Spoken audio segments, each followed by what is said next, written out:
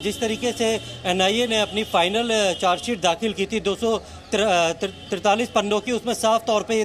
बताया है कि किस तरीके से लश्कर तैयबा, जैश ए मोहम्मद और बाकी जो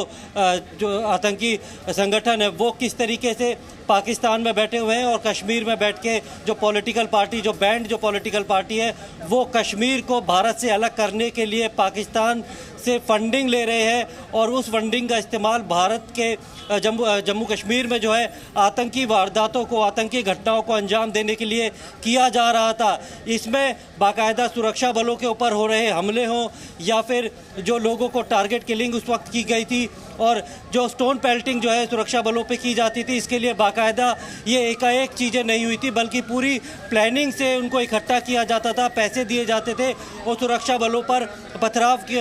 स्टोन पेल्टिंग करवाई जाती थी और सेना के ऊपर जो है हमले किए जाते थे, उसमें हथियार खरीदने या फिर बाकी चीज़ों के लिए भी पैसों का जो फंडिंग है वो इसी तरीके से होती थी। तो इसको अगर बड़े रूप में अगर हम देखें तो 90 के दशक की सबसे बड़ी खबर आ रही है, टेरर फंडिंग केस में दोषी करार दिए गए यासिन मलिक पर इस वक्त का सबसे बड़ा ब्रेकिंग न्यूज वो ये कि दोपहर 3:30 बजे सजा का ऐलान होना था, लेकिन कुछ देरी की जानकारी मिल पा रही है। दोपहर 4 बजे सजा का ऐलान जो है टेरर फंडिंग केस में यासिन मलिक का होने जा रहा है। थोड़ी सी देरी का अपडेट मिल रहा है। टेरर फंडिंग केस में दोषी करार दिए गए हैं यासिन मलिक और अब से कुछ देर के बाद यासिन मलिक की सजा का ऐलान होगा। दोपहर 3:30 पर पहले अपडेट आया था कि सजा का ऐलान एनआईए कोर्ट द्वारा किया जाएगा, लेकिन थोड़ी सी देरी की जानकारी मिल रही है। अब से कुछ ही देर के बाद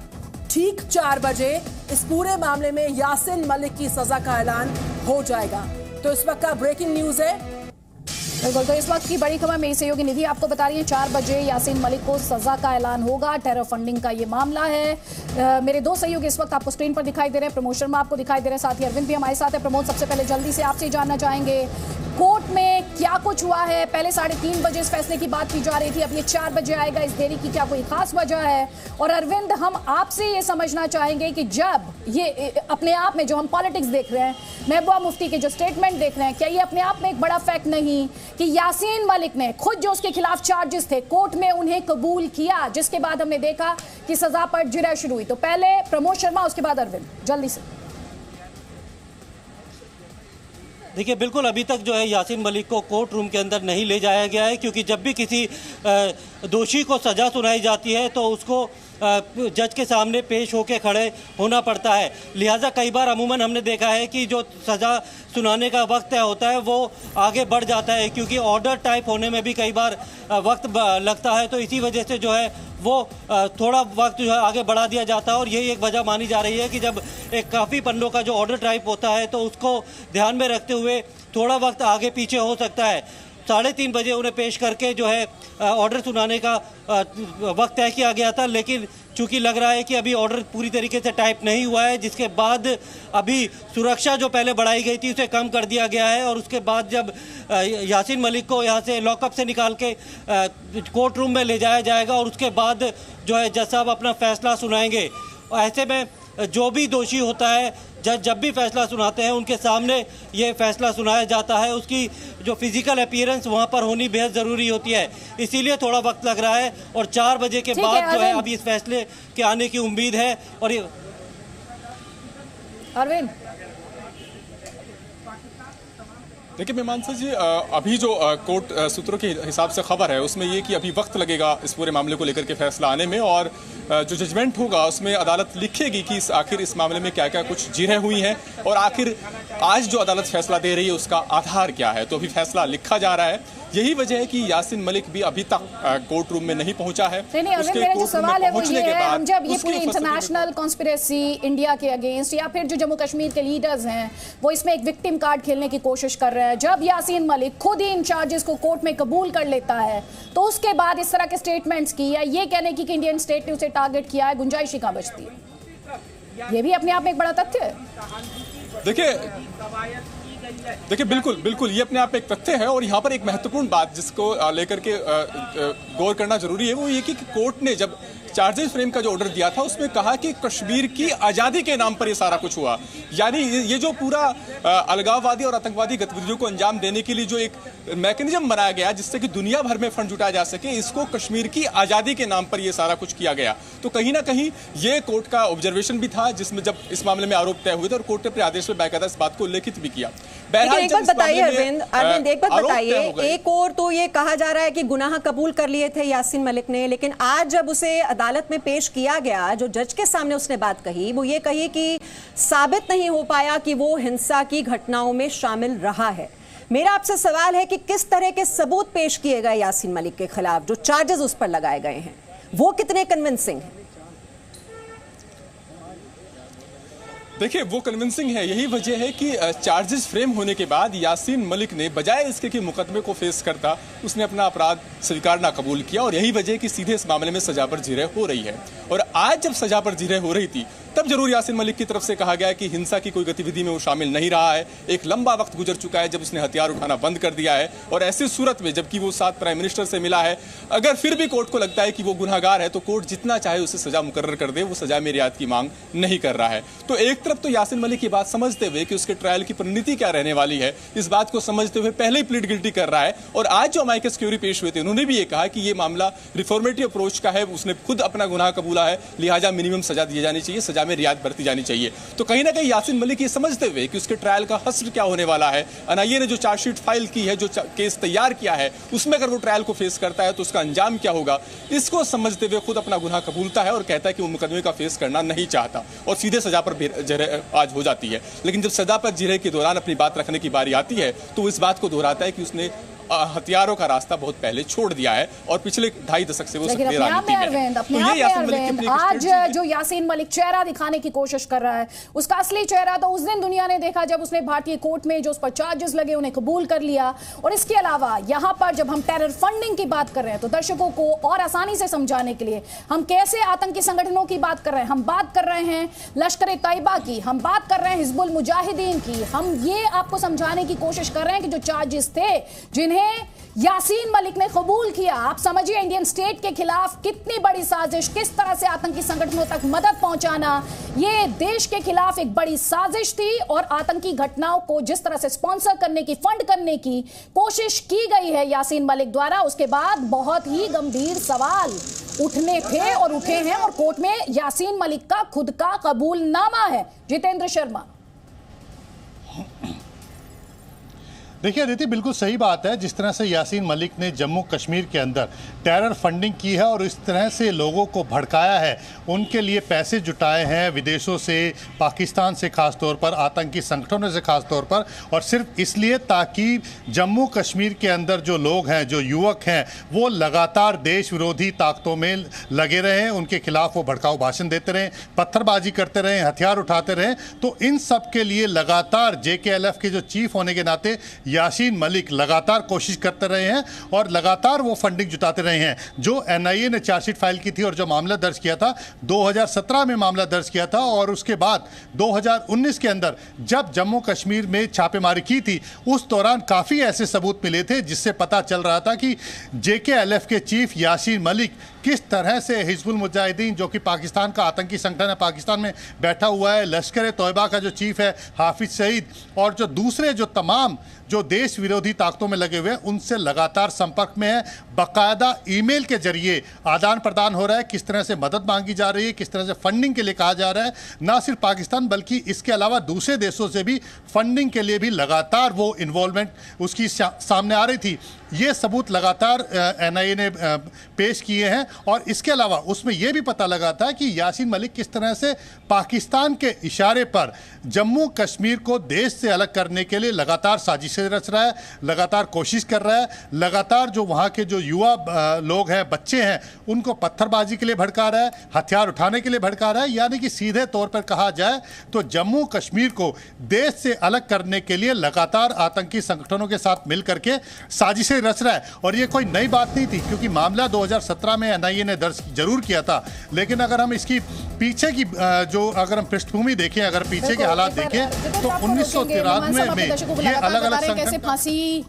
की सजा का माफ कीजिएगा सजा का ऐलान होना है, फांसी होगी, उम्र कैद होगी, इस सवाल का जवाब आपसे थोड़ी देर बाद मिलेगा मेहमान साहब। जी, और जितेंद्र और हमारे साथ दो हमारे सहयोगी लगातार जुड़े हुए हैं और ये सजा क्या सुनाई जा सकती है वो भी बता रहे हैं हम आपको डिटेल्स की। कोर्ट में आज यासीन मलिक के वकील की ओर से क्या बातें कही गई, इससे पहले किस तरह से कबूलनामा आ चुका है उसके गुनाहों को लेकर, और जो बात अभी जितेंद्र कह रहे थे कि पाकिस्तान से जिस तरह से फंडिंग हो रही थी, ISIS के साथ ये लिंक्स जुड़ रहे थे, इसको लेकर पक्के सबूत हैं और पाकिस्तान में भी अब इसके खिलाफ किस तरह से प्रोपेगेंडा वॉर अब एक तरह से शुरू कर दिया गया है। वो जो ट्वीट किए जा रहे हैं उसके जरिए ये बात निकलकर सामने आ रही है। अभी इमरान खान का जिक्र मैंने किया था, किस तरह से उन्होंने निंदा की, और यहां पर देखिए जितेंद्र, अब बिलावल भुट्टो जरदारी का भी ट्वीट आ गया है जिसमें वो कहते हैं कि यासीन मलिक पर ये फैब्रिकेटेड चार्जेस हैं, वो बहुत ही प्रोमिनेंट और रिस्पेक्टेड वॉइस हैं अमंग हुर्रियत लीडर्स और इंडियन ऑपरेशन के खिलाफ लगातार वो युद्ध लड़ रहे थे। इस बात का जिक्र उन्होंने भी अपने ट्वीट में किया है।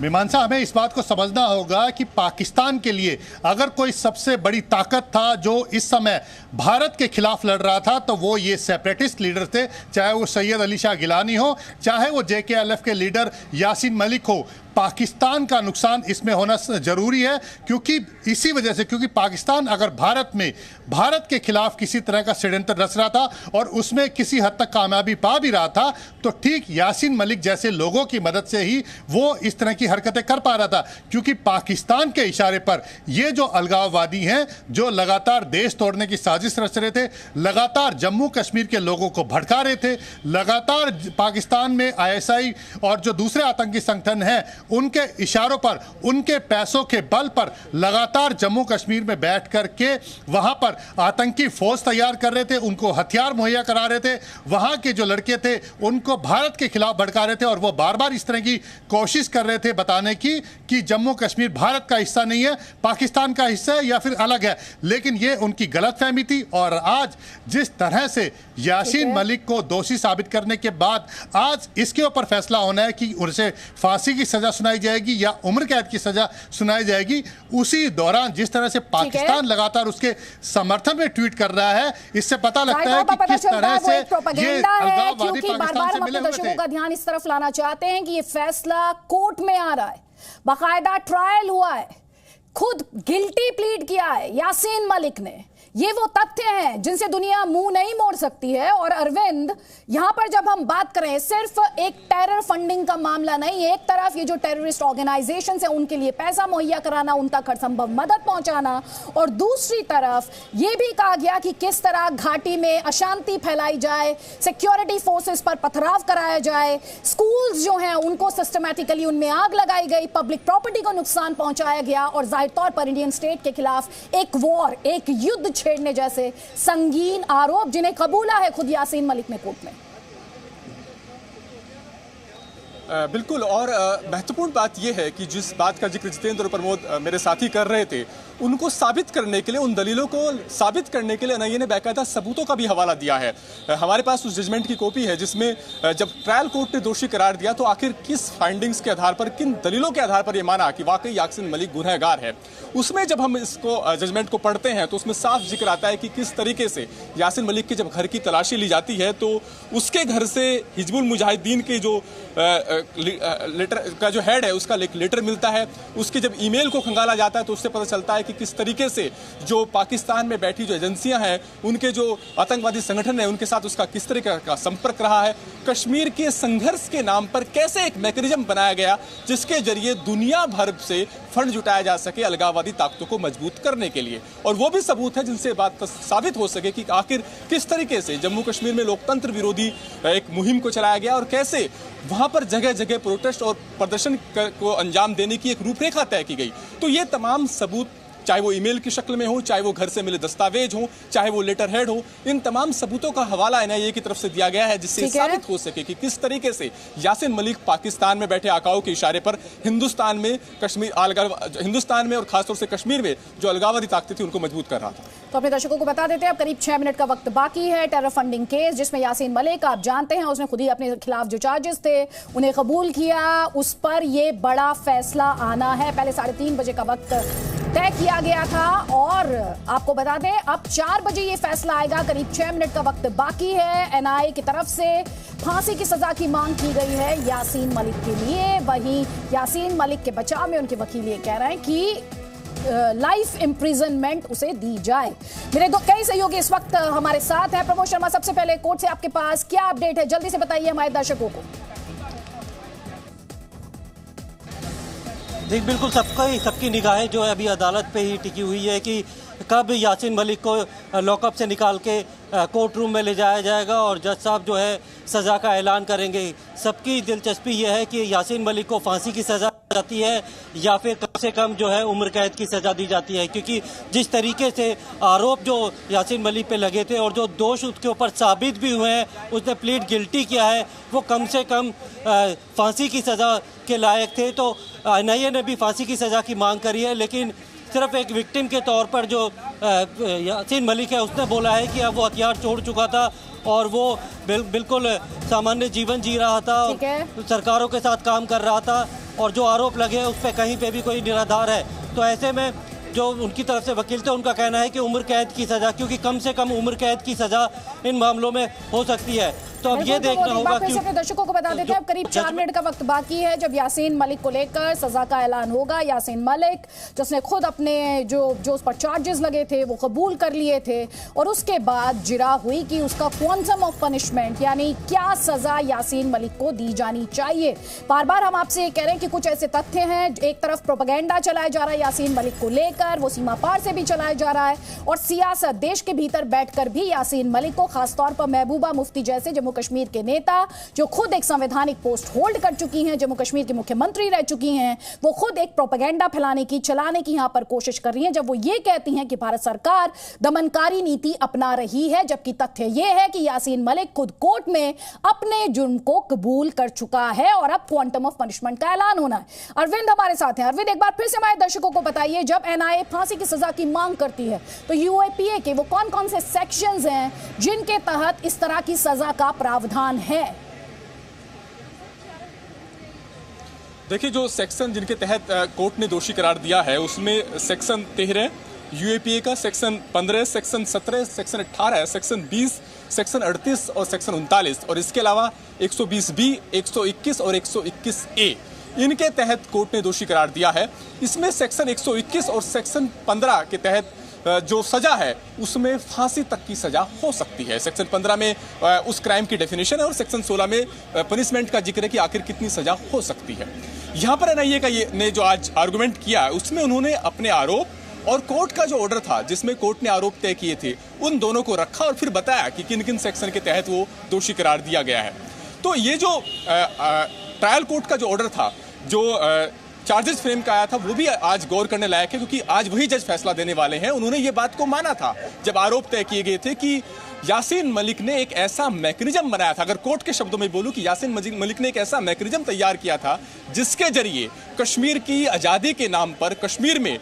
पूरे दुनिया भर से फंड जुटाए जा सके आतंकवादी गतिविधियों के लिए। तो कहीं ना कहीं जो चार्जेस फ्रेम के दौरान जो बहस हुई थी, जो आरोप पत्र तैयार किया गया था एनआईए की तरफ से, उससे कोर्ट कन्विंस था और यही वजह से कि आरोप तय हुए थे। उसके बाद यासीन मलिक ने कहा कि वो इस गुनाहों को कबूलता है और वो मुकदमे का फेस नहीं करना चाहता। और एनआईए ने, जैसा मैंने बताया कि जजमेंट में बाकायदा जिक्र है, जिस कन्विक्शन का जो जजमेंट है कि क्या क्या सबूत रखे हैं, उसमें उसके घर से मिले तमाम दस्तावेजों का हवाला दिया गया है, तमाम जो आतंकवादी संगठनों के लेटर हेड मिले हैं, इसके लेटर पैड उसके यहाँ से मिले हैं, इसके अलावा उसके ईमेल को खंगाला गया है। ये सारी चीजें इस बात को साबित कर रही हैं कि कैसे पाकिस्तान में बैठे आतंकी संगठनों के हाथों वो खेल रहा था और कैसे वो फंड को वहां से रिसीव करने के बाद यहाँ पर पत्थरबाजी और तमाम जो अलगाववादी घटनाएं थी उनको अंजाम देने में इस्तेमाल करवा रहा था अपने यहाँ पर मौजूद अलगाववादी ताकतों के जरिए। तो आपने कहा वो पाकिस्तानी संगठनों, आतंकी संगठनों के हाथों में खेल रहा था। ये कहना चाहिए कि जम्मू कश्मीर में किस तरह से अशांति फैलाई जाए, इसकी साजिश इस फंडिंग के माध्यम से,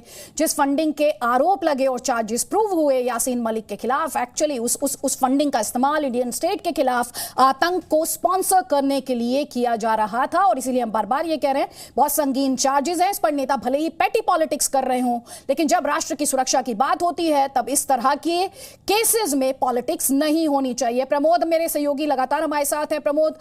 4 बजे का वक्त, कुछ ही सेकंड्स अब बाकी हैं। यासीन मलिक को फांसी की सजा होगी या फिर उम्र कैद, इस सवाल का जवाब अब से बस कुछ ही सेकंड्स बाद मिल जाएगा।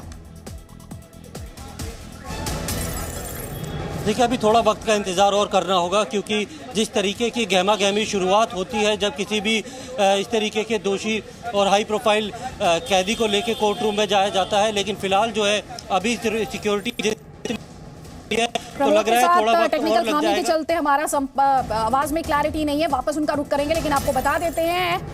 एनआईए ने यासीन मलिक के लिए फांसी की सजा की मांग की है। यासीन मलिक को क्या सजा होगी, क्या फांसी होगी या फिर उम्र कैद की सजा सुनाई जाएगी? मेरे सहयोगी अरविंद हमारे साथ लगातार है। अरविंद, आपके पास कोई अपडेट है तो जल्दी से हमारे दर्शकों को बताएं आप, क्योंकि 4 बज चुके हैं।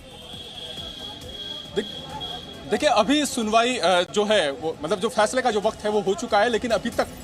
फैसला नहीं सुनाया गया है और फैसला आने में भी वक्त लगेगा। जो हमारे कोर्ट के सूत्र हैं वो इस बात की तस्दीक कर रहे हैं कि फैसला आने में भी वक्त लगेगा। जो यासीन मलिक है वो भी कोर्ट रूम नहीं पहुंचा है, अभी फैसला लिखा जा रहा है और जाहिर तौर पर जो फैसला लिखा जाएगा उसमें इस बात का जिक्र होगा कि आखिर आज जो सजा पर जिरह हुई है उसमें एनआईए की तरफ से, अमाइकस क्यूरी की तरफ से और खुद यासीन मलिक की तरफ से क्या कुछ कहा गया है, और अगर कोर्ट कोई सजा दे रहा है तो उसका आधार क्या है, किस आधार पर कोर्ट इस मामले में न्यूनतम या अधिकतम सजा तय करने जा रहा है। तो अभी ये जो पूरा फैसला ये लिखवाया जा रहा है और अभी कुछ वक्त और लग सकता है इस पूरे मामले में। यहाँ पे सवाल ये 4 बजे का वक्त दिया गया था, 4 बज चुके हैं। मैं आपसे जानना चाह रही थी, आप कह रहे हैं फैसला लिखवाया जा रहा है, तो रफली हम कितना,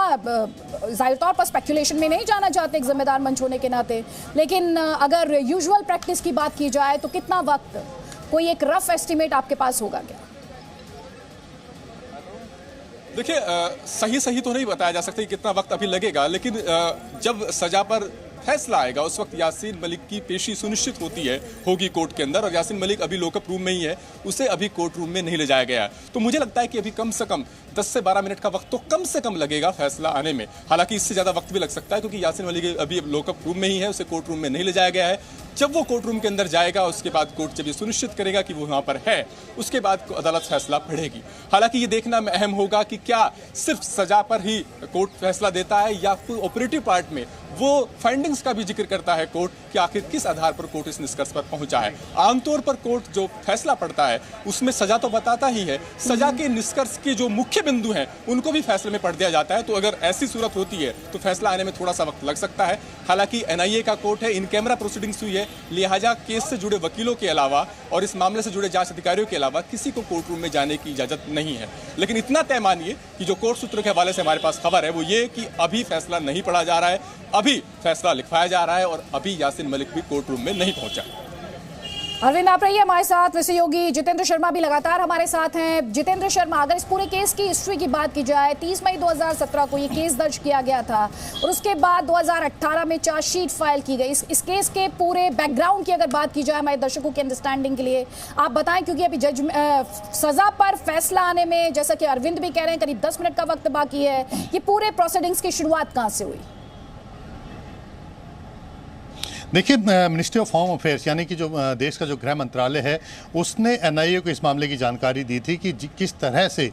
कश्मीर के अंदर, जम्मू कश्मीर के अंदर किस तरह से अलगाववादी ताकतें लगातार देश विरोधी ताकतों में लगी हुई हैं और वो पाकिस्तान के इशारे पर लगातार जम्मू कश्मीर के अंदर इस तरह की हरकतें कर रही हैं जिसमें देश को तोड़ने की बातें हो रही हैं, वहाँ के जो युवक हैं उनको बहकाने की बातें हो रही हैं, सुरक्षा एजेंसियों के ऊपर पथराव, उनके ऊपर आतंकी हमले, इसके अलावा वहाँ पर आतंकी संगठनों को तैयार करना, इसके अलावा जो भी देश की बढ़ोतरी के लिए जो चीज़ें हो सकती हैं उसमें रुकावटें पैदा करने की, इसी को लेकर के एनआईए ने ये मामला दर्ज किया था 2017 में। उसके अलावा 2018 में चार्जशीट फाइल भी की थी। लेकिन इतना बता दूं कि 2019 में जब क्योंकि पहली चार्जशीट फाइल कर दी गई थी, उसके बाद एनआईए ने जो दूसरी चार्जशीट फाइल की थी जिसमें यासीन मलिक को आरोपी बनाया गया था,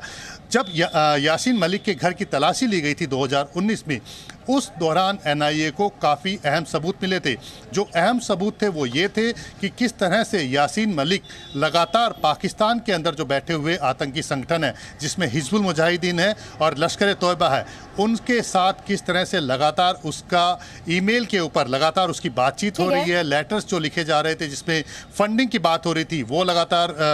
जो एनआईए ने सबूत के तौर पर लिए। इसके अलावा जम्मू कश्मीर की आज़ादी के नाम पर पूरे विश्व भर के अंदर लगातार मैकेनिज्म शब्द का इस्तेमाल अरविंद ने किया था। जितेंद्र वापस आएंगे आपके पास, अपने दर्शकों को बता दें अब से बस थोड़ी देर में यासीन मलिक की सजा का ऐलान होगा। फैसला इस वक्त लिखा जा रहा है। मेरे सहयोगी आप तक ये अपडेट पहुंचा रहे हैं कि यासीन मलिक इस वक्त लॉकअप रूम में है, उसे अभी कोर्ट रूम नहीं लाया गया है। इस बात को आप इस तरह से समझिए, जब यासीन मलिक को सजा का ऐलान होगा तो वो कोर्ट रूम में मौजूद रहेगा, लेकिन इस वक्त वो लॉकअप रूम में है, जिसका सीधा सा मतलब है कि इस वक्त फैसला लिखा जा रहा है और उसे सजा के ऐलान में, उसकी सजा पर ऑर्डर आने में अभी कुछ मिनट और लगेंगे। जितेंद्र जल्दी से बात पूरी करें आप। तो देखिए, ये एक यासीन मलिक के ऊपर जो आरोप लगाए थे उसमें चार्जशीट फाइल की गई थी। उसमें जो एनआईए ने जो एलिगेशंस लगाए थे और जो एविडेंसेस कलेक्ट किए उसके आधार पर चार्जशीट फाइल की गई। जहां तक हम अपने जुडिशरी सिस्टम की अगर हम बात करें, ये सबसे अहम बात है अदिति, क्योंकि 18 अप्रैल को यासीन मलिक के खिलाफ जो चार्जशीट फाइल करने के बाद चार्जेस फ्रेम होने की बात आई थी, तो उस दौरान भी यासीन मलिक ने कहा था कि उसे अपने सारे दोष मंजूर हैं, लेकिन बावजूद इसके कोर्ट ने उसे कहा कि वो इनके ऊपर दोबारा सोच सकता है। अगर उसे जो चार्जेस उसके ऊपर लगाए गए हैं, जो आरोप उसके ऊपर लगाए गए हैं, किसी तरह की वकील की ज़रूरत है, किसी तरह की दोबारा सोचने की ज़रूरत है, तो वो सोच सकता है। उसके बाद 1 महीने बाद यानी कि 10 मई को उसने फिर से ये कहा कि उसे सारे आरोप मंजूर हैं। उसके बाद सारी आगे की प्रोसीडिंग शुरू हुई। तो ये बताता है कि अपडेट प्रमोद शर्मा और अरविंद से लेंगे। अरविंद, जैसे कि थोड़ी देर पहले आपने बताया यासीन मलिक जो है इस वक्त भी लॉकअप रूम में है, कोर्ट रूम में नहीं है। जाहिर तौर पर जब सजा का ऐलान होगा तो उसका कोर्ट रूम में होना ये जरूरी है। इस वक्त आपके पास अगर कोई अपडेट हो तो आप हमारे दर्शकों तक पहुंचाएं प्लीज। देखिए, अभी तक स्थिति वही है और अभी तक यासीन मलिक लॉकअप रूम में ही है, कोर्ट रूम नहीं पहुंचा है। अभी फैसला लिखा जा रहा है और मुझे लगता है कि फैसला आने में थोड़ा और वक्त लगेगा। जिस तरह के सुरक्षा बंदोबस्त हैं इस वक्त, वो भी इतने पुख्ता नहीं है जितने कि जब यासीन मलिक को कोर्ट रूम ले जाया जाता है जिस तरह के होते हैं। तो अभी जिस तरह के हालात हैं उसके मद्देनजर अभी लगता है कि फैसला आने में थोड़ा और वक्त लग सकता है। यहाँ पर सवाल ये भी है, यासीन मलिक ने जो चार्जेस थे उसके खिलाफ ही प्लीडेड गिल्टी। आज कोर्ट रूम में उसने क्या कहा? ये अपना सवाल दोहराइएगा। यासीन मलिक ने जो चार्जेस थे उस पर खुद ही अपना कबूलनामा दे दिया था। सजा की जुरेग में यासीन मलिक की तरफ से क्या कहा गया? देखिए, बिल्कुल यासीन मलिक ने पहले ये कहा था, जब आरोप तय हुए थे उसके बाद उसने कहा था कि वो मुकदमे को फेस नहीं करना चाहता और आरोपों को कबूलता है। लेकिन आज जब सजा पर जिरह हुई, सबसे पहले एनआईए और अमाइकस क्यूरी ने अपनी बात रखी, तो उसके बाद यासीन मलिक ने भी कहा कि वो कुछ कोर्ट के सामने कहना चाहता है। कोर्ट में उसे अपनी बात रखने का मौका दिया और उसने यही बात को दोहराया कि एक वक्त था जब वो हथियारों के साथ संघर्ष कर रहा था, तब वो एक ऐसी लड़ाई लड़ रहा था जिसमें हथियार उसके साथ थे, लेकिन पिछले करीब 2.5 दशक से वो सक्रिय राजनीति में है। 7 प्रधानमंत्री से वो मिला है और इस वक्त किसी आतंकवादी या हिंसागत की गतिविधि में उसका कोई हाथ नहीं है। हालांकि बाद में उसने ये भी जोड़ दिया कि इसके बावजूद वो सजा में रियायत की मांग नहीं कर रहा है। कोर्ट को जो सजा उपयुक्त लगती है कोर्ट उसको दे, वो उससे स्वीकार करने के लिए तैयार है। तो ये सब कुछ यासीन मलिक की तरफ से कहा गया है, लेकिन जो उसके खिलाफ सबूत हैं वो इस बात की तस्दीक करते हैं कि यासीन मलिक जो कुछ कह रहा है आज कोर्ट में वो उस बात से मेल नहीं खाती हैं। मसलन यासीन मलिक के घर से मिले दस्तावेज, उसके ईमेल और तमाम जो सबूतों को खंगाला गया, उनसे बात साबित हुई कि किस तरीके से तमाम जो आतंकवादी संगठन है उसके साथ यासीन मलिक की गठजोड़ थी। और खुद कोर्ट के शब्दों में पाकिस्तान और उसके आकाओं और यासीन मलिक का मकसद एक ही था और वो मकसद था कश्मीर में अलगाववाद को बढ़ावा देना। और जाहिर तौर पर भारतीय कोर्ट जो है वो साक्ष्यों पर चलती है, इमोशंस पर नहीं चलती है। और क्योंकि खुद जब कबूलनामा दे रहा है यासीन मलिक और उसके खिलाफ एनआईए जरूरत से ज्यादा जितने भी एविडेंस है वो प्रोड्यूस कर पा रही है, तो जाहिर तौर पर पूरे तरीके से मुश्किल में यासीन मलिक इस वक्त है। हालांकि एक प्रोपेगेंडा वॉर आप देख रहे हैं, चाहे वो जम्मू कश्मीर में बैठे नेता चला रहे हो या फिर सीमा पार से पाकिस्तान की तरफ से चलाया जा रहा हो। मेरे सहयोगी प्रमोद शर्मा भी हमारे साथ हैं। प्रमोद शर्मा, जल्दी से हमारे दर्शकों को बताइए कि किस तरह से जब चार्जेस फ्रेम किए गए तो क्या कुछ कोर्ट में कहा गया यासीन मलिक के आतंकी संगठनों के साथ रिश्तों को लेकर? क्योंकि एक और बड़ी बात जो कही गई वो ये कही गई कि किस तरह से टेरर का इंफ्रास्ट्रक्चर, चाहे वो बच्चों के हाथों में पत्थर थमाना हो सिक्योरिटी फोर्सेस के खिलाफ, चाहे स्कूलों को जलाना हो, चाहे उसके अलावा इंडियन स्टेट के खिलाफ वॉर छेड़ना हो, ये अपने आप में बहुत ही संगीन आरोप है जो कि प्रूव भी हो गए कोर्ट में। बिल्कुल अदिति, 2016 और 17 के बीच में जब आतंकी बुरहान वानी को मुठभेड़ में सेना ने मार गिराया था और उसके बाद जिस तरीके से उसे पोस्टर बॉय बनाया था और आतंकी घटनाओं में बढ़ोतरी हुई थी, उसके बाद 2017 में गृह मंत्रालय के आदेश पर जो है वो NIA ने केस दर्ज किया था टेरर फंडिंग को लेकर, जिसमें ये साफ किया था इसमें जो लश्कर तैयबा का संस्थापक है हाफिज़ सईद और हिजबुल मुजाहिदीन का सैयद सलाउद्दीन, ये लोग पाकिस्तान में बैठ के ISI के इशारे पर और विदेशों से फंड जुटाकर वो सारा पैसा जितने भी अलगाववादी नेता है या पार्टियां हैं कश्मीर की उनको दे रहे हैं, और वो उस पैसे के इस्तेमाल से युवाओं को गुमराह कर रहे हैं, उनके हाथों में पत्थर थमा रहे हैं, वो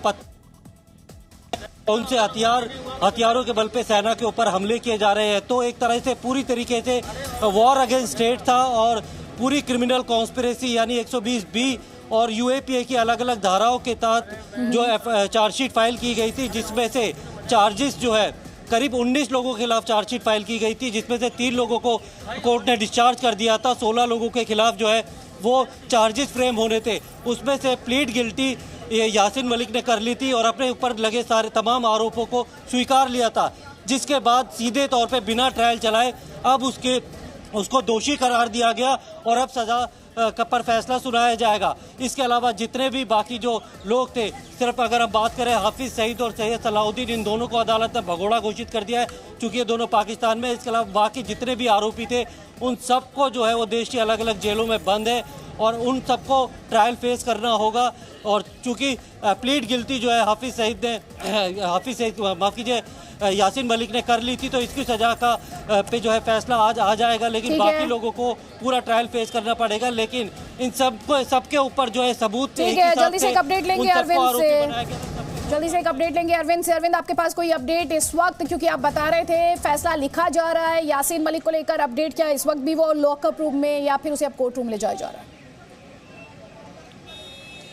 देखिए, बिल्कुल अभी कोर्ट रूम में मौजूद एक वकील से मेरी बात हुई है मैसेज के जरिए, और उन्होंने इस बात की तस्दीक की है कि अभी जज चैम्बर में ही है, यानी अभी जज फैसला लिखवा ही रहे हैं, अभी कोर्ट में वो नहीं पहुंचे हैं। कुछ देर बाद जब वो कोर्ट में पहुंचेंगे तब जजमेंट का जो प्रोनाउंसमेंट है यानी जजमेंट की जो उद्घोषणा है वो होगी। यानी अभी अपने दर्शकों को जरा स्पष्टता के साथ बता देते हैं सरल भाषा में कि अब ये सजा का ऐलान पहले 3:30 बजे कहा जा रहा था यासीन मलिक को, फिर ये 4 बजे कहा गया। मेरे सहयोगी अरविंद इस वक्त का बड़ा अपडेट आपको ये दे रहे हैं कि जज साहब अभी अपने चैम्बर में हैं, वो कोर्ट रूम नहीं पहुंचे हैं। इसका सीधा सा मतलब है कि अभी ये फैसला सुनाए जाने में थोड़ा वक्त और लगेगा। साथ ही मेरे सहयोगी अरविंद आपको ये भी बता रहे हैं कि यासीन मलिक जो है वो लॉकअप रूम में है, वहीं उसे कोर्ट रूम में मौजूद होना होगा जब उसके लिए सजा का ऐलान किया जाएगा। तो 3 बातें आपके लिए जानना बहुत जरूरी है। एक तो जज नहीं पहुंचे हैं अभी कोर्ट रूम में, दूसरा लिखाया जा रहा है, अभी फैसला लिखा जा रहा है, और तीसरी बड़ी बात यासीन मलिक कोर्ट रूम में मौजूद रहेगा जब ये फैसला आना है। तो इस वक्त वो लॉकअप में है, लॉकअप रूम में है, माफ कीजिएगा। तो ऐसे में अभी और इंतजार करना पड़ेगा कि यासीन मलिक को सजा क्या होती है। क्या फांसी की सजा होती है जैसा कि NIA मांग कर रही है, लाइफ इंप्रिजनमेंट होता है, कोर्ट क्या सोचता है, क्या फैसला सुनाता है, इन सारे सवालों के जवाब के लिए अभी आपको थोड़ा इंतजार और करना पड़ेगा। यासीन मलिक जिसने सारे चार्जेस उस पर जो लगे थे उन्हें कबूल कर लिया था, एक तरह का कबूलनामा दे दिया था। तो इस वक्त ये जो बड़ी खबर आप जी न्यूज़ पर देख रहे हैं, दरअसल इसे आपको 2 लेवल पर समझने की जरूरत है। एक तरफ इसकी जो लीगल बैटल है जिसमें यासीन मलिक की सजा का ऐलान होना है, जज साहब अपने चैम्बर में हैं, कोर्ट रूम पहुंचेंगे तब ये ऑर्डर आएगा और यासीन मलिक जो है लॉकअप रूम में है। दूसरी तरफ इस खबर से जुड़ा हुआ जो पॉलिटिकल पहलू है, जिसे आप एक प्रोपेगेंडा वॉर कह सकते हैं, जो सीमा पार से लड़ी जा रही है, एक तरह से भारत के खिलाफ एक जो प्रोपेगेंडा फैलाने की कोशिश की जा रही है, सीधे तौर पर सीमा पार पाकिस्तान की तरफ से साजिश की जा रही है भारत के खिलाफ, और दूसरी तरफ भारत में ही मौजूद कुछ नेता, महबूबा मुफ्ती का नाम इसमें हम ले सकते हैं क्योंकि वो ये कह रही है ये भारत सरकार जो है यासीन मलिक के खिलाफ दमनकारी नीति का इस्तेमाल कर रही है। शायद महबूबा मुफ्ती भूल गई हैं कॉन्स्टिट्यूशनल पोस्ट वो खुद होल्ड कर चुकी हैं, खुद वो एक जम्मू कश्मीर की CM रह चुकी हैं, वो भूल गई हैं कि सजा का ऐलान भारत सरकार नहीं कर रही है, सजा का ऐलान भारत की एक कोर्ट कर रही है, जहां पर यासीन मलिक ने खुद ये कबूलनामा दिया, खुद उसने चार्जेस को एक्सेप्ट किया, ही प्लीडेड गिल्टी। ये महबूबा मुफ्ती को पता होना चाहिए और यही 2 लेयर्स है। मेरे साथ मेरे सहयोगी खालिद हुसैन भी है। खालिद हुसैन, एक तरफ लीगल बैटल को लेकर तो मेरे 3 सहयोगी साथ हैं, लेकिन महबूबा मुफ्ती शायद वो ये भूल गई हैं कि यासीन मलिक पर फैसला कोर्ट सुना रहा है, कोई पॉलिटिकल पार्टी या कोई सरकार नहीं।